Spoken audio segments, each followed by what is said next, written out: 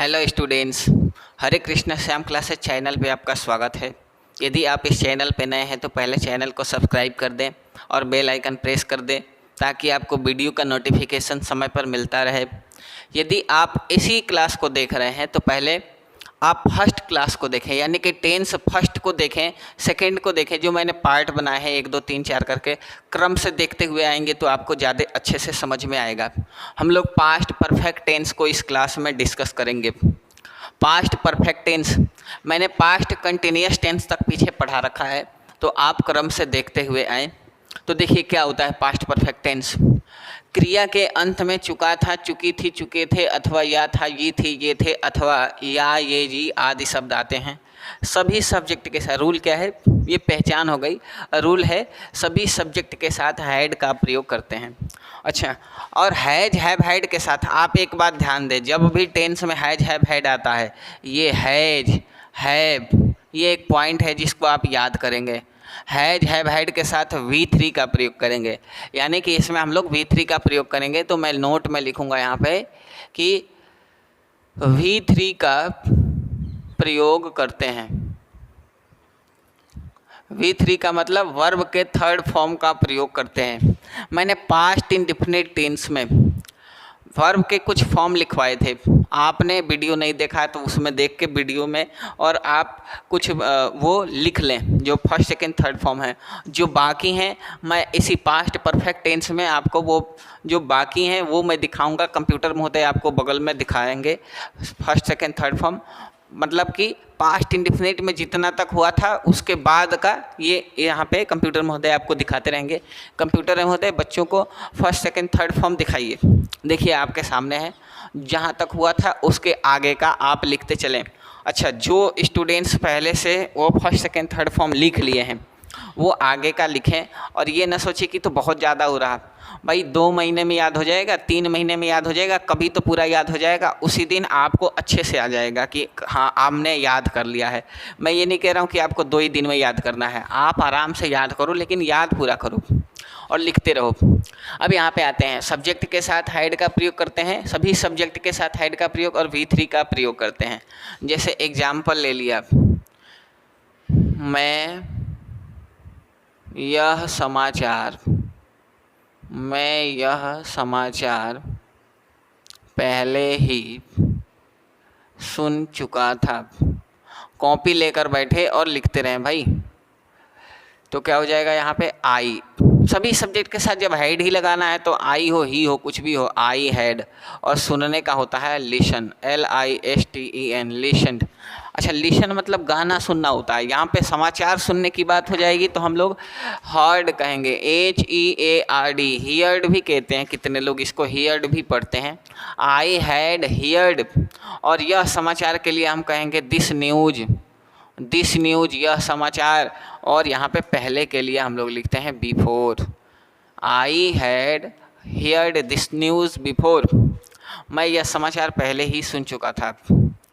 तुम विद्यालय जा चुके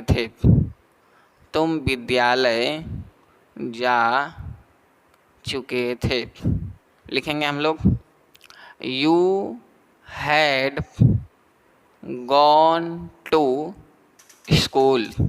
तुम विद्यालय जा चुके थे, you had gone to school. अच्छा, शाम हो चुकी थी,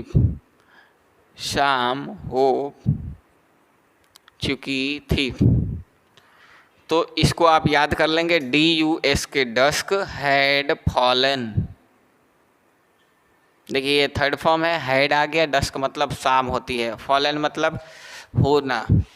फॉलन का मतलब गिरना वैसे होता है, लेकिन फॉल फेल फॉलन। तो यहाँ पे ये याद करने वाली चीज़ है कि शाम हो चुकी थी को हम लोग डस्क हैड फॉलन कहते हैं। डस्क हैड फॉलन, शाम हो चुकी थी। ये आपने समझ लिया।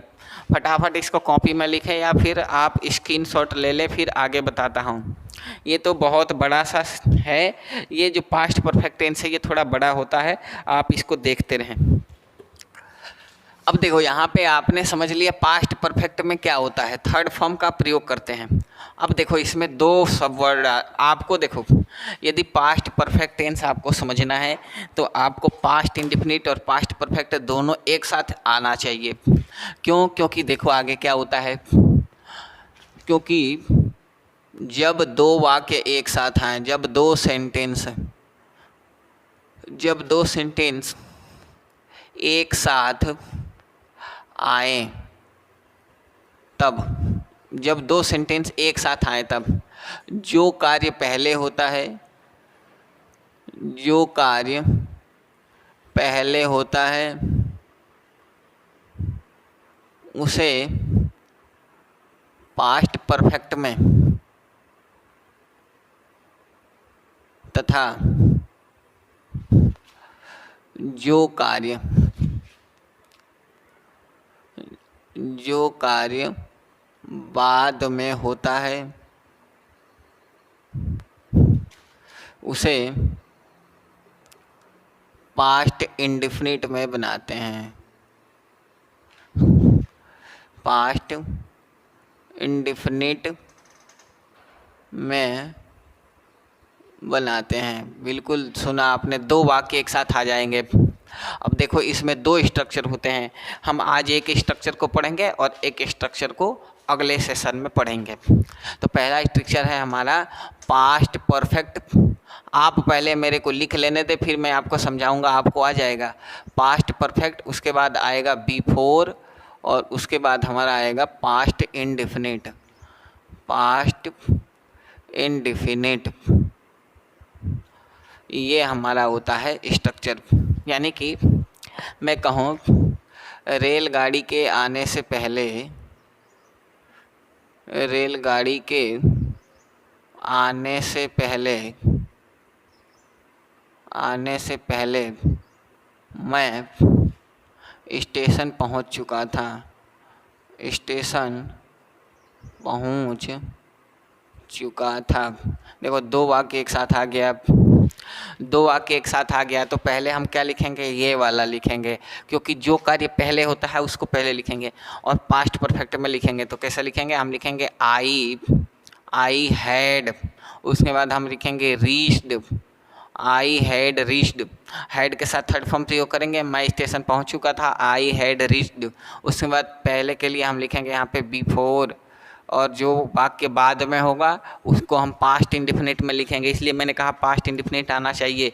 पास्ट इंडेफिनिट याद करो, कोई भी सब्जेक्ट हो उसके साथ सेकेंड फॉर्म का प्रयोग करते हैं। पास्ट इंडेफिनिट में कोई भी सब्जेक्ट हो उसमें सेकेंड फॉर्म का प्रयोग करते हैं। यानी कि यहाँ पे सब्जेक्ट है द ट्रेन, रेलगाड़ी, तो हम लिखेंगे द ट्रेन। और यहाँ पे आने से, तो यहाँ पे आने का हम कहते हैं कम, केम, कम, तो सेकेंड फॉर्म हो जाएगा केम। द ट्रेन केम, यानी कि आई हैड रीच्ड, स्टेशन नहीं लिखा, अच्छा स्टेशन लिख लेते हैं, एक minute. I had reached station, हम लिखेंगे I had reached station before the train came लिखेंगे, कम, केम कम होता है, इसलिए सेकेंड फॉर्म हमने केम लिख दिया। अब आगे देखिए, डॉक्टर के आने से पहले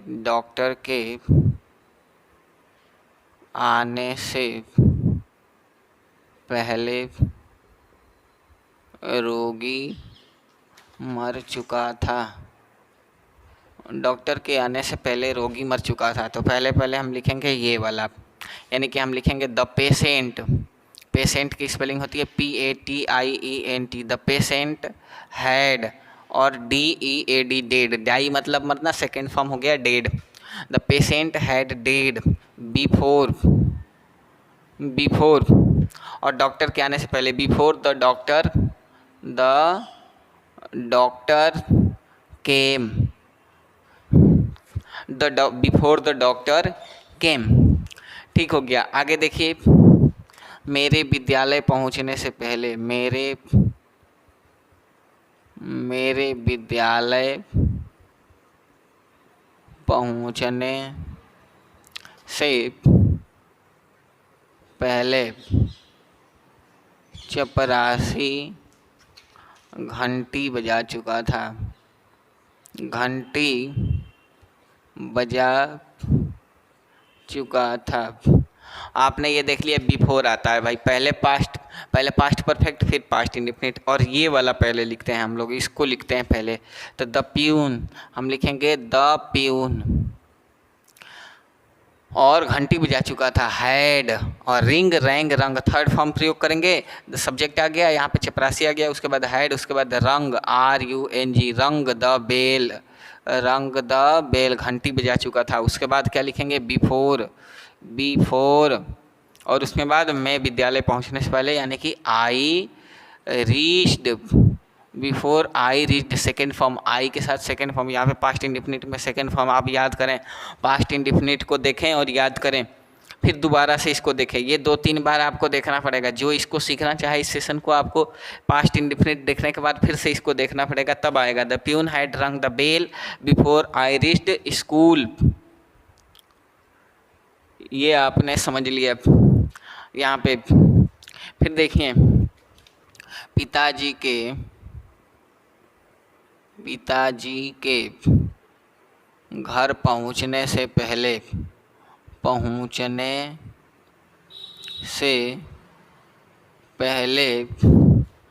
मैं सो चुका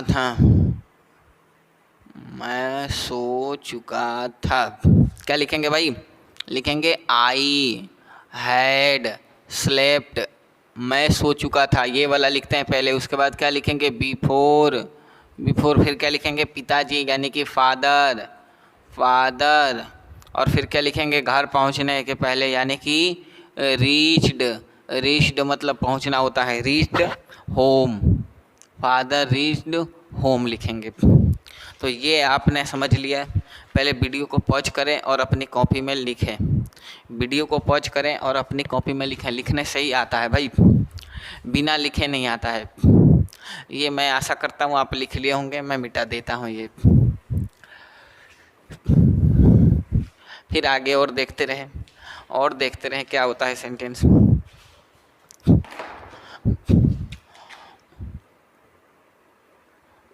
उसके घर पहुंचने से पहले, देखिए सभी में पहले आ रहा है, बाद वाला हम अगले सेशन में करेंगे। उसके घर पहुंचने से पहले बरसात हो चुकी